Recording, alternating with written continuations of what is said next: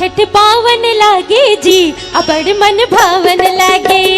हमार छठ पावन लागे जी अबड़ मन भावन लागे। पूजा करे बरहल षष्ठी के, पूजा करे बरहल षष्ठी के, ताई माई जुरी आगे। कमर छठ पावन लागे जी अबड़ मन भावन लागे।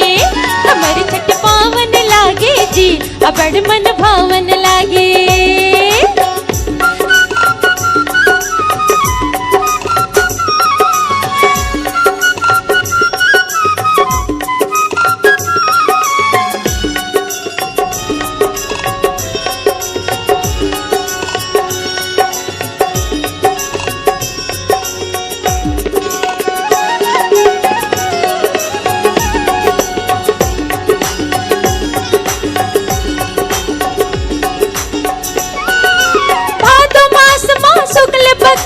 षष्ठी शुभ दिन मान जी, भादो मास माह शुक्ल पक्ष के षष्ठी शुभ दिन मान जी।